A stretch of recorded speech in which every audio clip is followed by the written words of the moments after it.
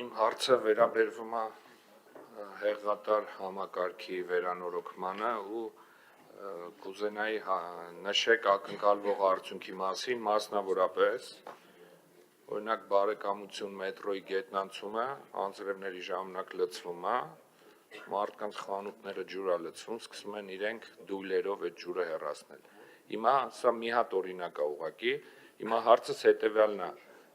մեր քաղաքացիները այս ծրագրից ինչ ակնկալեն ու երբ, օրինակ բարեկամության գետնանցման խնդիրը արդյոք այս ծրագրով նախատեսված է կամ ազդելու է այդ խնդրի լուծմանը եւ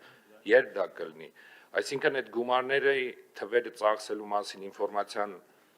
կարելի ասել ընդգրկված է այդ ձեր զեկույցի մեջ, բայց ակնկալվող արդյունքի կամ ժամկետների մասին պարզ չի, եթե կարելի է դրա մասին,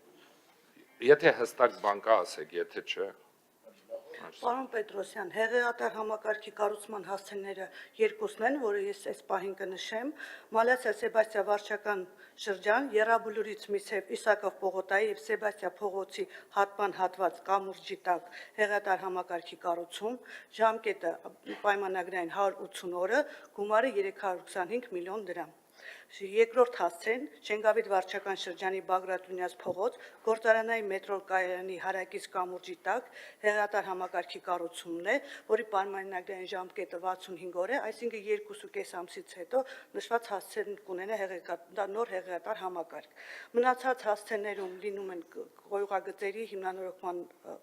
նախագծեր, որոնք 1.5 ամսից շուրջ 3 ամիս են նախատեսվում, հասցեները շատ են, եթե ցանկանաք 25 հասցեներ կարող եմ ասել։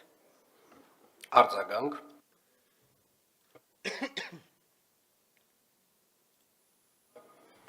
Այդ դեպքում երևի սենց կոմենտ պարոն Ավինյան ձեզ, որ հասկանալի է, որ իրավական հարցը, չգիտեմ, վիոլա ջրի հարցն է, բայց երևանցիներն են տուժում, մեր քաղաքացիներն են տուժում ու կոնկրետ իմ բերած օրինը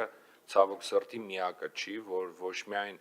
անհարմարություն է, այլ մարդկանց փոքր բիզնեսը, ընդհանրապես իրենց կյանքի միգուցե նաև ստեղծած ամբողջը մնում է ջրի տակ ու այս խնդիրները ձեր նշած նախորդ հարցի պատասխանում նշում եք կա ռազմավարական մոտեցում,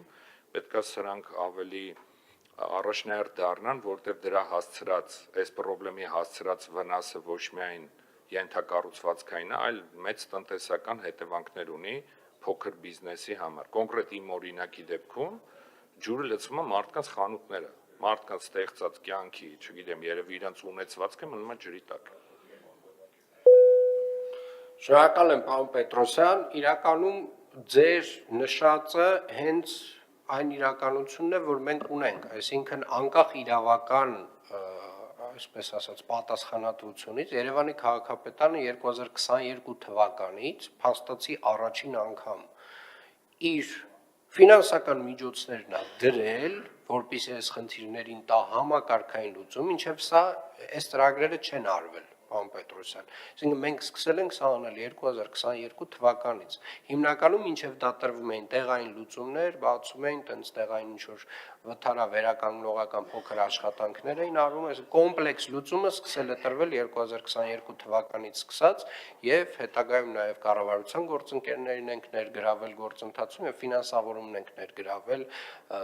պետական բյուջեից, որը կարծում եմ շատ տրամաբանական է, բայց անկախ իրավական պատասխանատուից Երևանի քաղաքապետարանն է եղել այս խնդրի առաջամարտիկը։